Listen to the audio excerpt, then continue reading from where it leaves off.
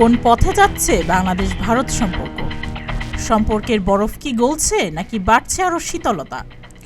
সম্প্রতি বাংলাদেশ ভারত সম্পর্ক নতুন এক মোড় নিতে যাচ্ছে বলেই মনে করছেন বিশেষজ্ঞরা। বিশেষত বর্তমান অন্তর্বর্তীকালীন সরকার ক্ষমতা গ্রহণের পর প্রথমবারের মতো বাংলাদেশের কার্যক্রমে ক্ষোভ ঝরেছে ভারতের পররাষ্ট্রমন্ত্রী জয়শঙ্করের মুখে। অবশ্য ভারতের বেশ কিছু কার্যক্রমের প্রতিবাদ জানিয়ে শুরু থেকেই ক্ষোভ প্রকাশ করে আসছিল বর্তমান সরকার ও রাজনৈতিক দলগুলো। কিন্তু তারপরেও মনে করা হচ্ছে ভারতের সঙ্গে সম্পর্কের নতুন এক বাঁকে উপস্থিত হয়েছে বাংলাদেশ। সম্প্রতি দিল্লিতে এক জনসভায় জয়শঙ্কর অভিযোগ করে বলেন, প্রতিদিনই বাংলাদেশের অন্তর্বর্তী সরকারের কেউ না কেউ ভারতের দোষারোপ করে। আপনি একদিকে বলতে পারেন আমি এখন আপনার সাথে ভালো সম্পর্ক রাখতে চাই, কিন্তু প্রতিদিন সকালে উঠে যা যা ভুল হচ্ছে তার জন্য আবার আপনাকেই দোষ দিই।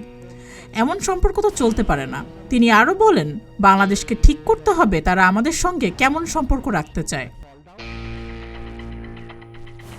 জয়শঙ্করের মন্তব্যের প্রতিক্রিয়ায় বাংলাদেশের পররাষ্ট্র উপদেষ্টা তৌহিদ হোসেন বলেছেন, ভারতকেও সিদ্ধান্ত নিতে হবে তারা কী ধরনের সম্পর্ক রাখতে চায় বাংলাদেশের সঙ্গে। গত আগস্ট মাসে ছাত্র জনতার তীব্র প্রতিবাদের মুখে সাবেক প্রধানমন্ত্রী শেখ হাসিনা ভারতে পালিয়ে যান। এরপর থেকেই বাংলাদেশ ভারতের সম্পর্ক অবনতি হতে থাকে। এদিকে ডক্টর ইউনূসের নেতৃত্বাধীন অন্তর্বর্তীকালীন সরকার বাংলাদেশের শান্তি ও স্থিতিশীলতা বজায় রাখতে চেষ্টা করে যাচ্ছে, কিন্তু ভারত বাংলাদেশে হিন্দু সংখ্যালঘুদের উপর হামলা নিয়ে উদ্বেগ প্রকাশ করেছে।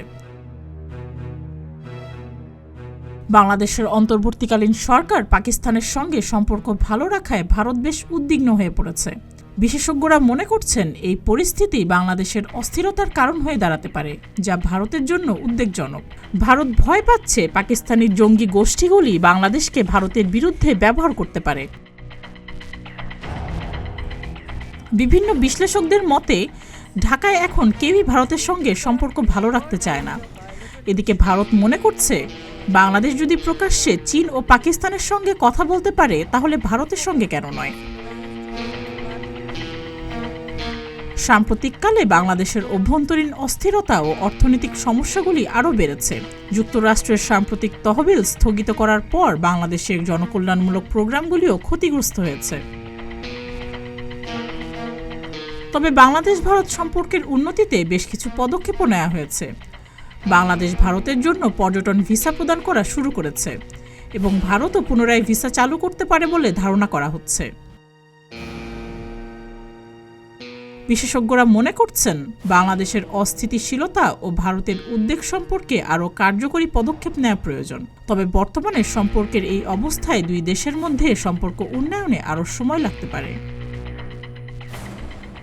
সুস্মিতা, প্রতিদিনের বাংলাদেশ।